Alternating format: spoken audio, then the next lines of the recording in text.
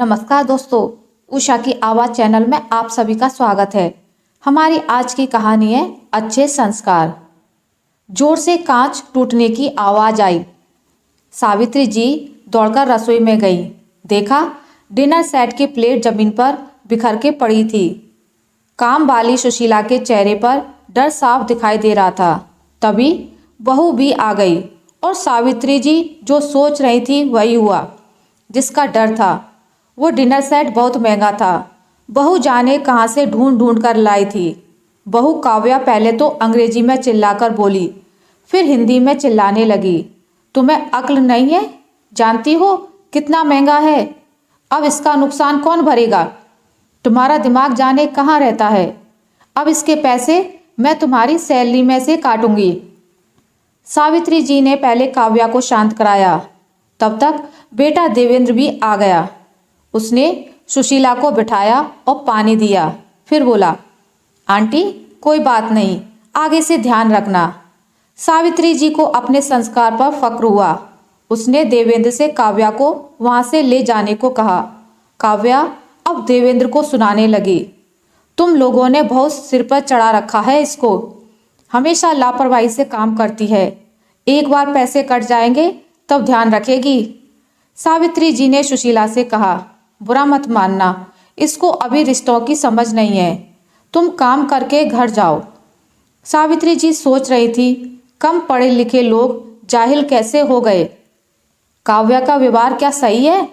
अक्सर माता पिता यही गलती करते हैं। शिक्षा तो ऊंची दे देते हैं लेकिन संस्कार देना भूल जाते हैं।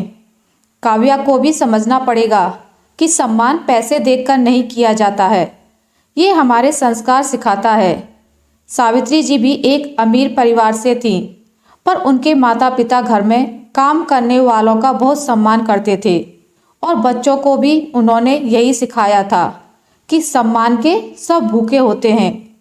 इसका गरीबी अमीरी से कुछ लेना देना नहीं है और यही संस्कार तुम्हारा व्यक्तित्व तय करते हैं। पैसे देकर तुम काम करवा सकते हो, पर अपनापन सामने वाले का सम्मान करके ही मिलता है। जब शादी होकर आई तो सब घर में नौकरों से बुरे तरीके से पेश आते। उसके विपरीत सावित्री जी सबका बहुत ध्यान रखती थी। उनकी छोटी बड़ी ज़रूरत भी समय पर पूरी कर देती। जल्द ही सबके दिल में उन्होंने जगह बना ली। उनके पति बोलते, कुछ तो अपने ओहदे का ध्यान रखा करो, तुम मालकिन हो।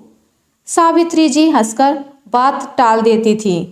देवेंद्र जब छोटा था तो अपने दादाजी से एक बार चिल्लाकर बोला, तब सावित्री जी ने उसे जोरदार चांटा मारा था।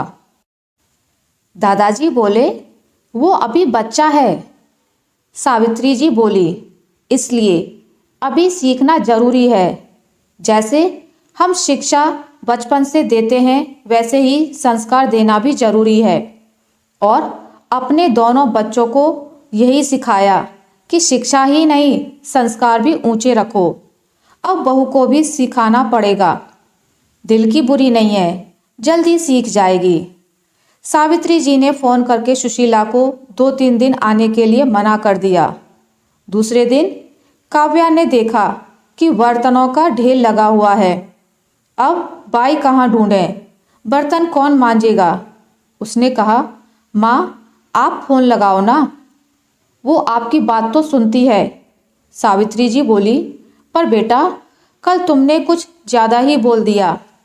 उन्हें भी तो अपनी इज्जत प्यारी होती है।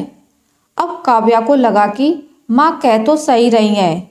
काव्या बोली, माँ मैं अब आगे से ध्यान रखूंगी, आप फ़ोन करके बुला लो। सावित्री जी ने फ़ोन करके सुशीला को बुलाया। धीरे धीरे काव्या भी सावित्री जी के संस्कार के रंग में ढलने लगी। बच्चे वही सीखते हैं जो वो बचपन से देखते हैं। माता पिता का फर्ज है कि वो अपने बच्चों में बचपन से ही अच्छे संस्कारों की नींव डालें। आशा करती हूँ आपको मेरी आज की कहानी अच्छी लगी होगी। अगर आपको मेरी ये कहानी अच्छी लगी है तो इसे लाइक करें, ज़्यादा से ज़्यादा शेयर करें और अगर आप मेरे चैनल पर नए हैं तो इसे सब्सक्राइब करना ना भूलें। मिलते हैं एक नई कहानी के साथ, तब तक के लिए नमस्कार।